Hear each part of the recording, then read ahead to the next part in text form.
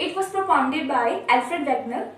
Alfred Wegener ने ये theory थी, ठीक है, वो बनाई थी।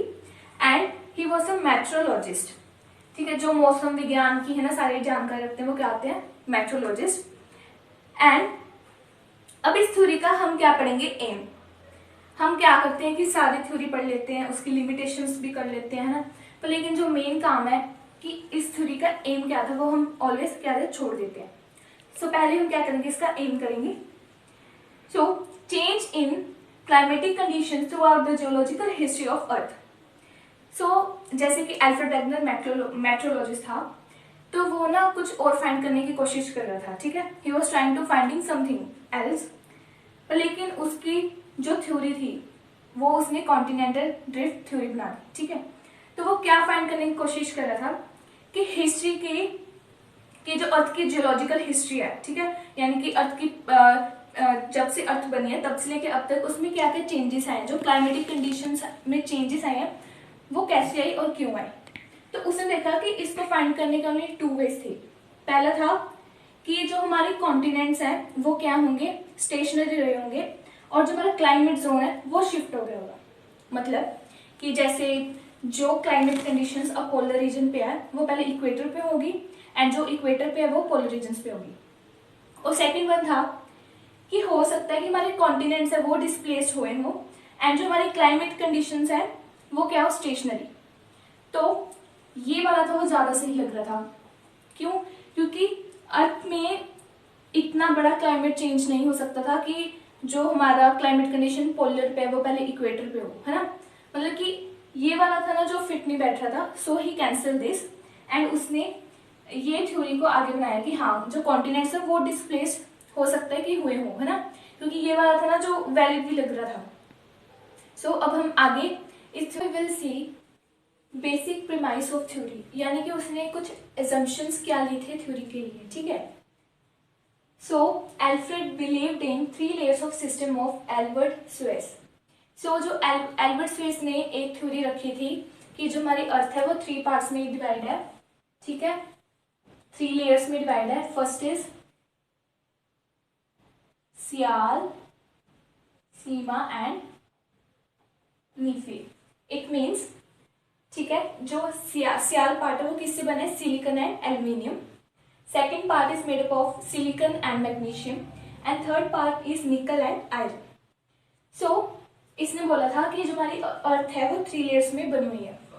तो एल्फ्रेड ने एल्बर्ट की थ्योरी का बेस लिया था, ठीक है, उसने भी यही माना कि हाँ जो हमारी अर्थ है वो 3 लेयर्स में डिवाइड है, ठीक है।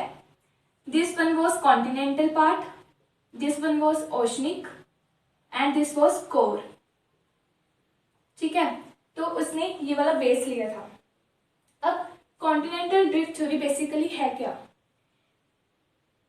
he says that there existed one big landmass called Pangaea and covered by big ocean Panthalassa. So Alfred ने बोला था कि ये हमारी अर्थ है जैसे, ठीक है, और यहाँ पे ये हमारे कॉन्टिनेंट्स जो कि पहले क्या थे, बिल्कुल ज्वाइन थे आपस में,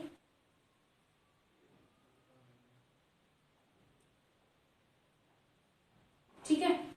तो उसने बोला जो अंदर वाला ये वाला पार्ट है वो क्या है, कॉन्टिनेंट, एंड बाहर वाला क्या है, ओशन। उसने कॉन्टिनेंट पार्ट को बोला Pangaea, this one was Pangaea, and the outer layer is nothing but it's a Panthalassa, ठीक है। तो उसने नेम दे दी कि जो हमारा कॉन्टिनेंट पार्ट है वो क्या है, Pangaea, and the ocean part is Panthalassa, ठीक है। Due to various force, Pangaea broke into 2 parts, Laurasia and Gondwana land.